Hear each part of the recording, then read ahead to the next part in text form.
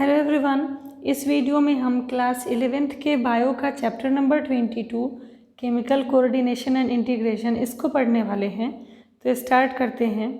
You have already learn that the neural system provides a point two point rapid coordination among organs.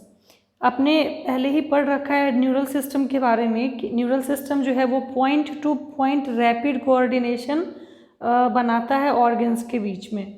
हालांकि मैंने इस chapter का video अभी नहीं बनाया है कि न्यूरल कोऑर्डिनेशन का, न्यूरल सिस्टम का, तो इसका वीडियो मैं आपको बाद में इस चैप्टर के बाद बना दूंगी। तो तब तक पहले इसको डिस्कस कर लेते हैं। वैसे भी सारे चैप्टर इंडिविजुअली समझना है। इसमें हमें हार्मोन के बारे में समझना है, ग्लैंड्स के बारे में समझना है, इसमें नर्वस सिस्टम के बारे में समझना है। यानी अभी जो चैप्टर हम पढ़ने वाले हैं केमिकल कोऑर्डिनेशन, इसमें हमारा हार्मोन, जितने भी हार्मोन का रेगुलेशन है उसको देखेंगे, और जो न्यूरल सिस्टम है वहाँ पे हम न्यूरल कंडक्शन देखेंगे। एक एक करके चैप्टर सेपरेटली हम पढ़ेंगे। पहले इस चैप्टर को कंप्लीट कर लेंगे, उसके बाद हम न्यूरल सिस्टम पे चलेंगे। ठीक है, तो कंटिन्यू करते हैं। The neural coordination is fast but short lived. जो न्यूरल कोऑर्डिनेशन होते हैं वो फास्ट होते हैं, काफ़ी तेज़ी से काम करते हैं, बट शॉर्ट लिव्ड, लेकिन बहुत थोड़े से समय के लिए होते हैं। As the nerve fibre do not innervate all the cells of the body, the cellular function need to be continuously regulated. A special kind of coordination and integration has to be provided. क्योंकि ये जो nerve fibre है, as the nerve fibre do not innervate all the cells of the body, हमारे जितने भी sales हैं body के अंदर, सबके अंदर नर्व फाइबर नहीं जा सकते हैं, नहीं जाते हैं।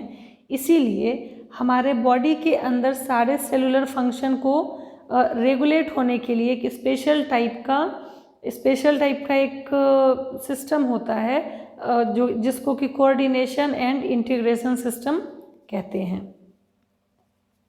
This function is carried out by hormones, और ये जो फंक्शन है ये हार्मोन के थ्रू किया जाता है।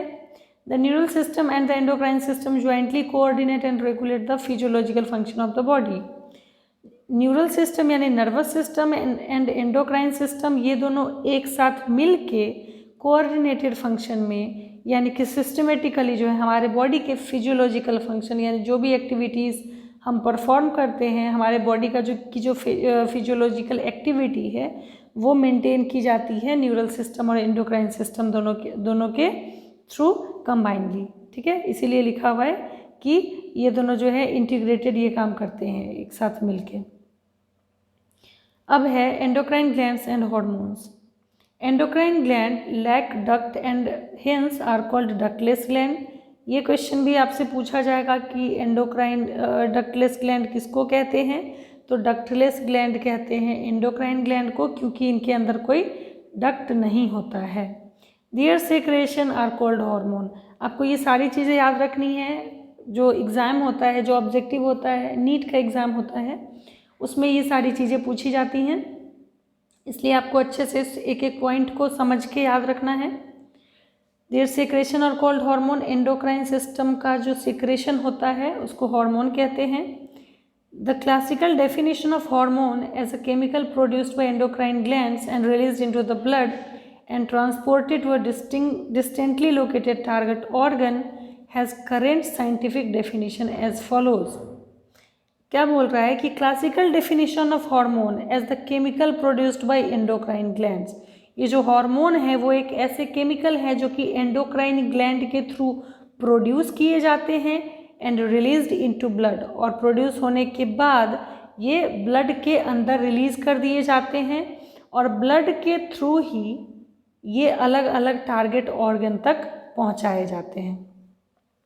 तो आपको सब याद रखना है कि एंडोक्राइन ग्लैंड जो है वो डक्टलेस ग्लैंड होते हैं, यानी इनके अंदर कोई डक्ट नहीं होता है। इनका सिक्रेशन जो है वो डायरेक्टली ब्लड के अंदर आता है और ब्लड के थ्रू अपने टारगेट ऑर्गन तक जाता है।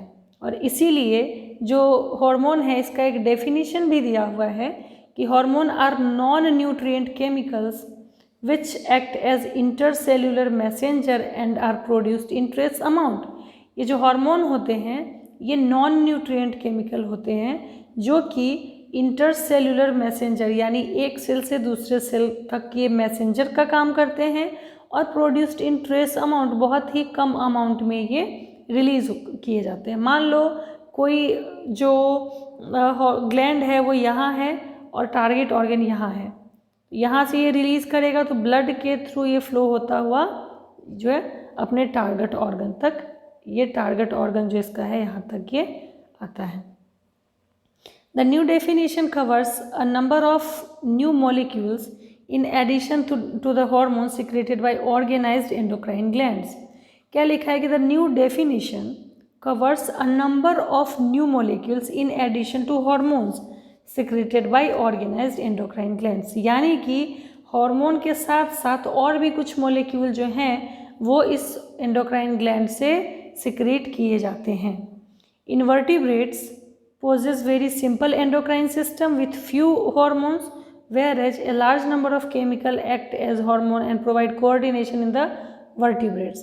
Invertebrates के अंदर बहुत ही सिंपल एंडोक्राइन सिस्टम होता है और जिसमें बहुत कम फ्यू हार्मोन जो है वो रिलीज होते हैं, जबकि अगर हम बात करेंगे वर्टिब्रेट्स की तो वर्टिब्रेट्स के अंदर लार्ज अमाउंट में बहुत सारे नंबर का जो है हार्मोन वो सीक्रेट होता है और वो एक अपना कोऑर्डिनेशन जो है वर्टिब्रेट्स के अंदर फंक्शन करने में जो है हेल्प करता है। The human endocrine system is described here. हम नेक्स्ट वीडियो में इसको हालांकि डिस्कस करेंगे। ये हमारा इंट्रोडक्शन था चैप्टर का, जिसमें हमने देखा कि एंडोक्राइन सिस्टम क्या होता है। तो एंडोक्राइन सिस्टम जो है वो डक्टलेस ग्लैंड्स होता है। एंडोक्राइन ग्लैंड जो है वो डक्टलेस ग्लैंड है, यानी कि वो अपना सिक्रेशन जो है किसी डक्ट या पाइप में नहीं सिक्रेट करके डायरेक्टली ब्लड के अंदर पोर करता है और ब्लड के थ्रू पूरे बॉडी में सर्कुलेट कराया जाता है, उसके टारगेट ऑर्गन तक जाता है। हार्मोन जो है वो नॉन न्यूट्रिएंट केमिकल सब्सटेंसेज होते हैं जो कि इंटरसेल्यूलर मैसेंजर का काम करते हैं और ट्रेस अमाउंट में रिलीज होते हैं। ये सारे जो है नीट में स्टेटमेंट वाले क्वेश्चन आ सकते हैं, तो इसको आप अच्छे से याद रखेंगे। नेक्स्ट वीडियो में इसको हम आगे कंटिन्यू करेंगे।